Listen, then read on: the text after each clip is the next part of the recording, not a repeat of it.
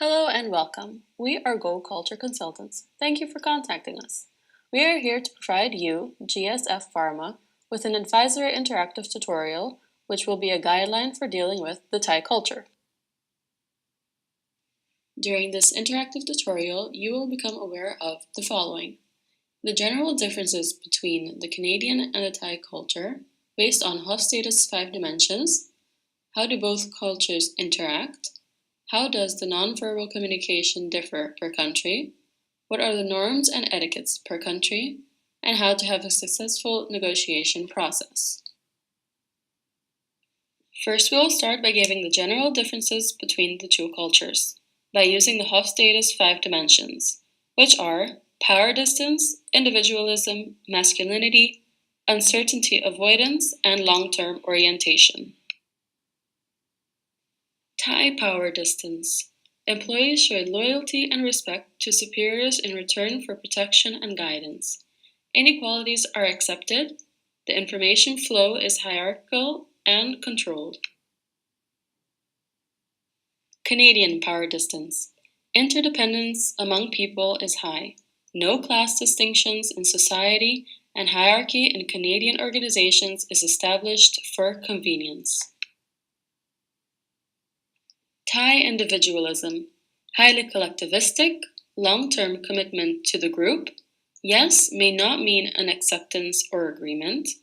Personal relationship is key to conducting business, and it is not appropriate to discuss business on the first occasions. Canadian individualism. It is a high individualist culture. People look after themselves, and hiring and promotions are based on one's performance and skills. Thai masculinity. It is a very feminine society. There is a low level of assertiveness and competitiveness, and traditional male and female roles are often used. Canadian masculinity. It is a moderately masculine society. They are more subdued with respect to achievement, success, and winning. There is a high work-life balance, and they strive to attain high standards of performance.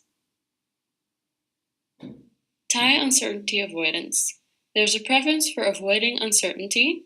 Strict rules, laws, policies, and regulations are adopted and implemented. The society does not readily accept change and is very risk-adverse, and change has to be seen for the greater good of the group.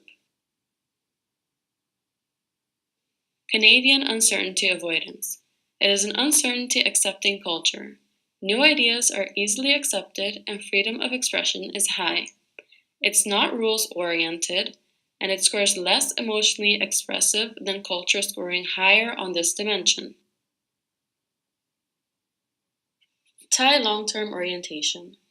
Thai people are more normative than pragmatic. They show strong concern with establishing the absolute truth, and they exhibit great respect for traditions. They also focus on achieving quick results. And last but not least, the Canadian long-term orientation. This is a normative society. They show strong concern with establishing the absolute truth and have great respect for traditions. They also focus on achieving quick results.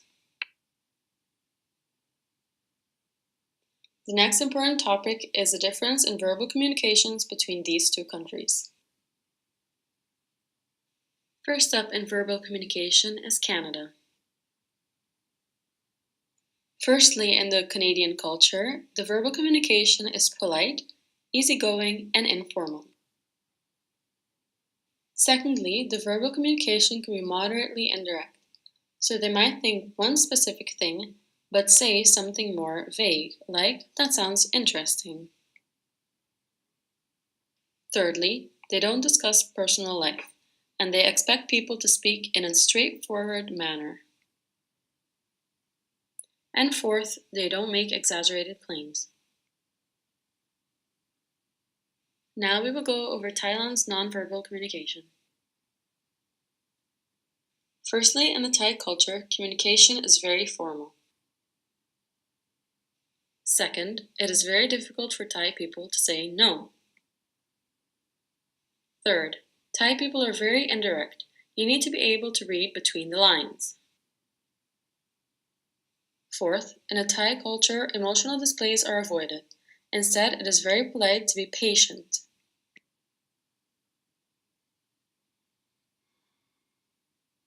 Next, we will be discussing the differences between the nonverbal communication between these two countries.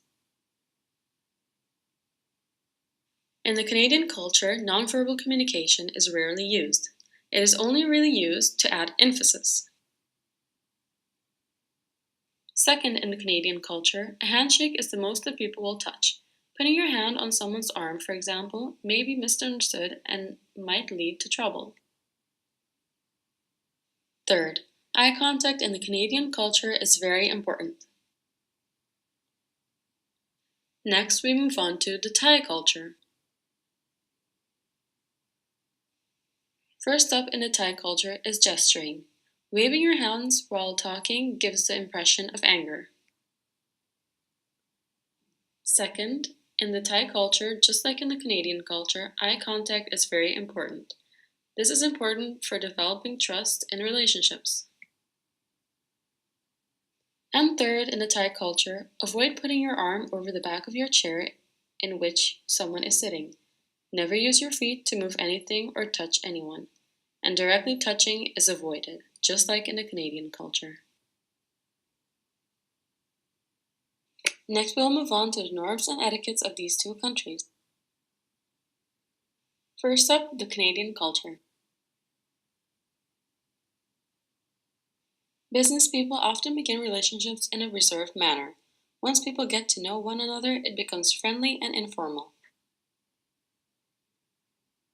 The Canadian culture appreciates politeness and expects others to adhere to the proper protocol.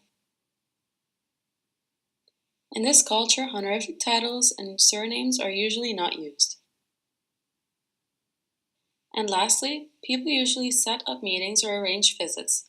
It is not common just to arrive without an invitation.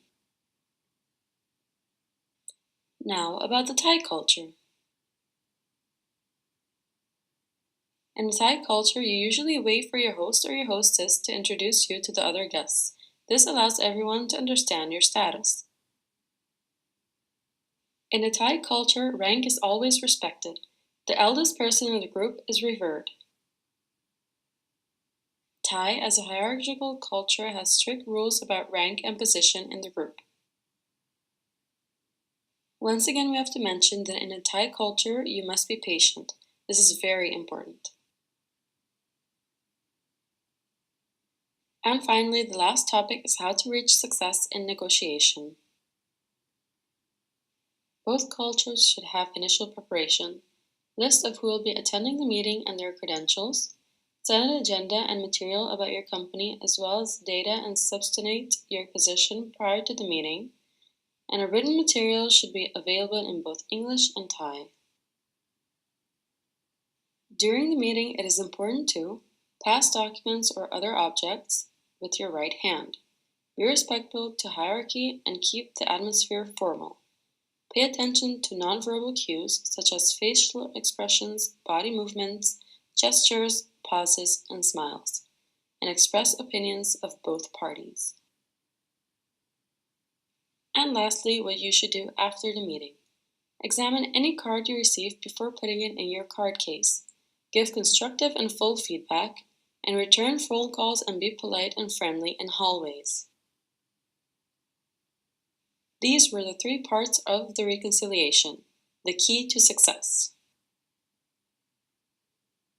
We thank you very much for your attention and for using our services, and we wish you very good luck with your intercultural communications.